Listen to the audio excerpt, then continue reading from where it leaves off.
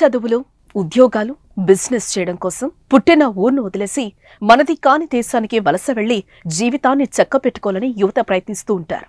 గత కొన్నేళ్లుగా స్వదేశాన్ని వదిలేసి విదేశాలకు వెళ్లి చదువుకోవటం, ఉద్యోగాలు చేయటం ప్రారంభమైంది. కానీ ఈ తరం యువతకిది ఒక ట్రెండ్లా మారింది.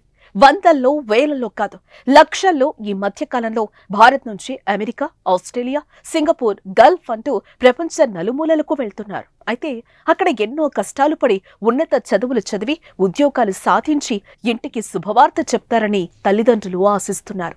ఈ నేపథ్యంలో గత కొన్ని నెలలుగా విదేశాల్లో భారతీయులు, అందులోనూ తెలుగు విద్యార్థులు మిస్ అవ్వటం, అనుమానాస్పద స్థితిలో శవమై తేలటం వంటి ఘటనలతో తల్లిదండ్రులు తీవ్ర ఆందోళన చెందుతున్నారు. ఈ మేరకు తాజాగా అమెరికాలో మరో భారత విద్యార్థి ప్రమాదవశాత్తు మృతి చెందాడు.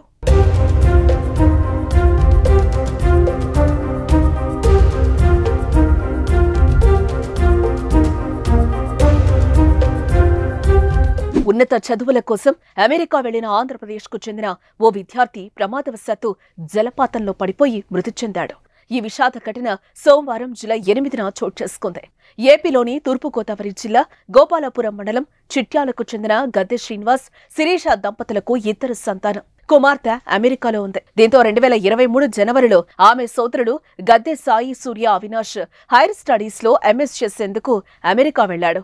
అమెరికాలోని అక్క ఇంటి వద్ద ఉంటూ ఎంఎస్ చదువుతున్నాడు. అయితే జూలై 7న అవినాష్ తన అక్క కుటుంబ సభ్యులతో కలిసి సమీపంలోని వాటర్ ఫాల్స్ చూసేందుకు వెళ్లారు. అక్కడ సాయి సూర్య అవినాష్ ప్రమాదవశాత్తు వాటర్ ఫాల్స్ లో పడిపోయాడు. అనంతరం నీట మునిగి మృతి చెందాడు. జూలై 8 సోమవారం ఈ సంఘటన చోటు చేసుకుంది.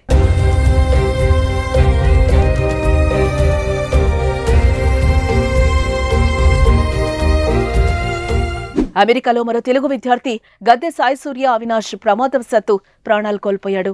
ఉన్నత చదువులు చదివి ప్రయోజకుడై తిరిగి వస్తాడనుకున్న తమ బిడ్డ వాటర్ ఫాల్స్ లో పడి ప్రమాదవశాత్తు మృతి చెందిన విషయం తెలుసుకున్న కుటుంబ సభ్యులు, బంధువులు కన్నీరు మున్నీరుగా విలపిస్తున్నారు. అవినాష్ మృతదేహాన్ని వీలైనంత త్వరగా స్వగ్రామం తీసుకొచ్చేందుకు అక్కడ అధికారులు ఏర్పాట్లు చేస్తున్నట్లుగా అమెరికాలోని మృతుడి అక్క తెలిపారు.